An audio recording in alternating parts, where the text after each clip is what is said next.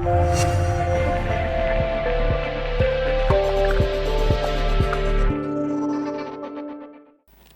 students, welcome to Swayam Shikshaa. Today our topic for discussion is something related to oil prices and oil bonds. Now, oil bonds is something in news, but before understanding oil bonds, what we should understand is how is oil pricing done in India and how was oil pricing done? So what is the reason for discussing this is basically in the recent past what we could observe is there were a lot of problems with respect to increase in petrol diesel prices in India.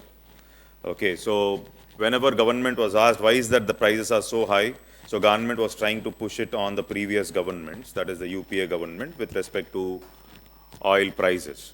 So they were using this word called oil bond, which were issued by the previous government. We are trying to pay that debt. So this is the reason why the prices of oil is increasing. So this is what is some logic that was given by the present government. Let's try to analyze, is it really right or wrong? So before trying to understand about oil bonds and the reasons given by the present government, we will try to understand how is oil pricing. First of all, whenever we talk about oil or petrol and diesel, India still imports more than 84% of oil from outside India.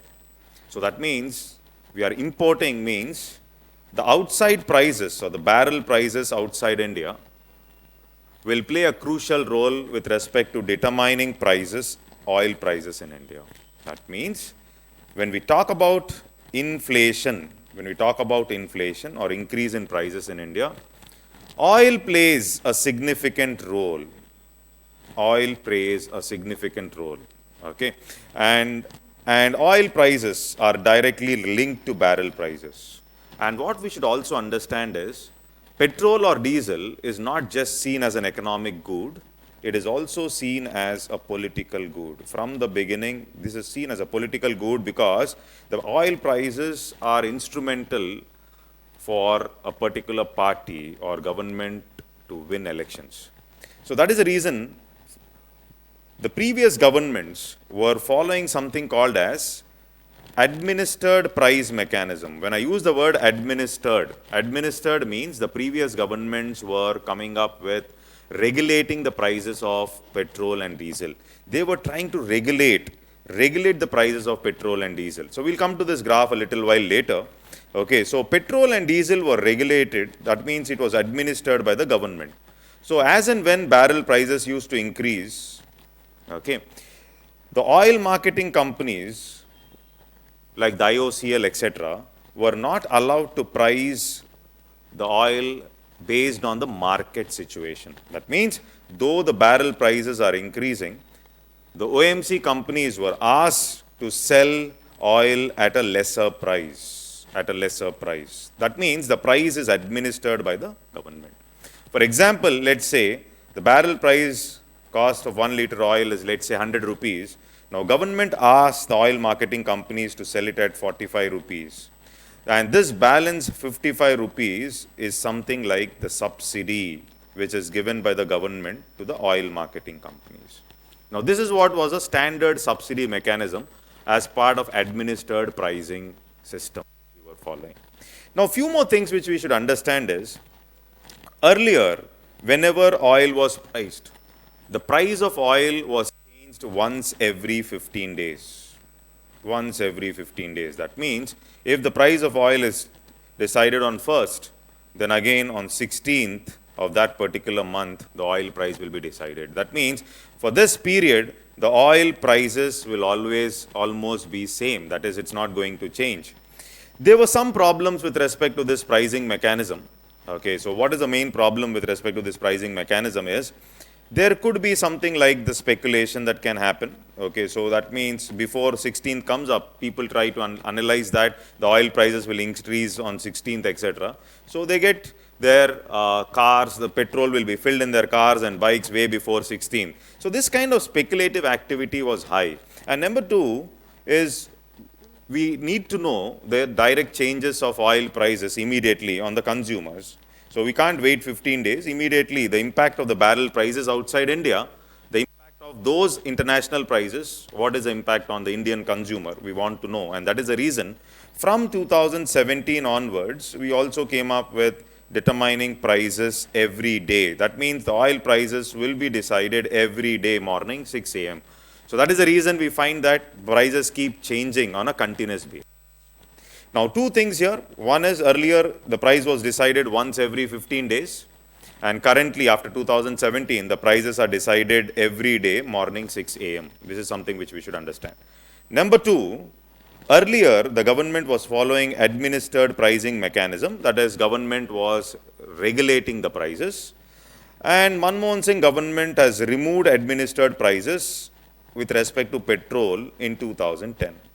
That means after 2010, the petrol prices will be directly linked to the market prices or the barrel prices. This is what is the meaning. Government is not regulating petrol. So there were certain committees which recommended to remove subsidies with respect to petrol and diesel, like the Kirit Parikh committee, etc.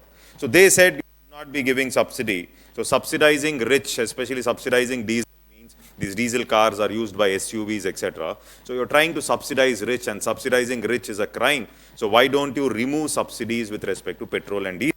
And petrol subsidies were removed way into. That is what we should understand. Okay, so here, one more understanding here. The Modi ji afterwards, after 2014 plus, diesel was also deregulated. So from administered pricing mechanism or regulated pricing mechanism, government moved to something called as deregulation. So deregulation means the prices will not be decided by the government anymore. So you are leaving things to the market, or you're leaving things to the barrel prices outside India, because 84% of the oil we are still importing. So this is one understanding. But now the topic of discussion is, do you think government has completely left things without regulation? Or is it that the present government has some other way out or special means to regulate prices? So this is what we should understand. If you observe the present government, whenever barrel prices are increasing in the market, the impact of barrel prices is definitely there in increasing petrol and diesel prices in India. We are facing, or we are paying more for the petrol and diesel prices, that is clearly observed. But whenever the barrel prices are going down, still government is regulating the prices by its taxing mechanism. Now this is the biggest challenge.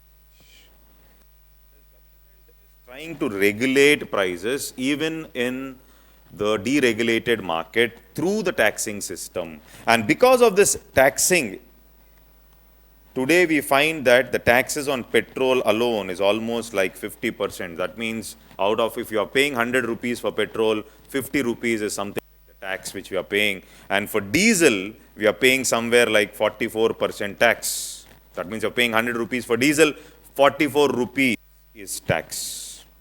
So government is regulating the petrol and diesel prices through its taxing mechanism. So this is something very crucial we should understand. And what we should observe here is the prices are not going down. And here one small understanding here is, even today the petrol is not included in GST. So there is no GST for petrol.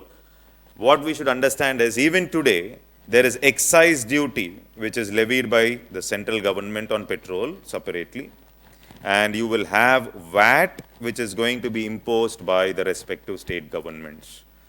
If petrol and diesel were included in GST, and if you put them in the maximum bracket, that is the luxury good bracket of 28% also, it is far, far less than the tax which government is presently collecting. That is around 50% tax we are paying for petrol, and 44% tax we are paying for diesel. This is something which we have to understand. Now, when government was questioned that the petrol and diesel prices are so high, government gave a reason, or you can say Nirmala Sitharaman madam made a statement saying that the prices are mainly high because of the oil bonds issued by the previous government. This oil bond is becoming taxed for us. We are paying for these oil bonds, but the numbers clearly show that the reason stated by the present government is not true. Why? Because if we try to understand, first of all, what is this bond? If I try to understand a bond first, so bond is something like a promissory note that you will pay something at a later date. This is what is a bond. So whenever prices were high, the previous government said we will not be paying the oil marketing companies presently. That means the gap between the market price in the market and the price offered by the oil marketing companies, there is a gap.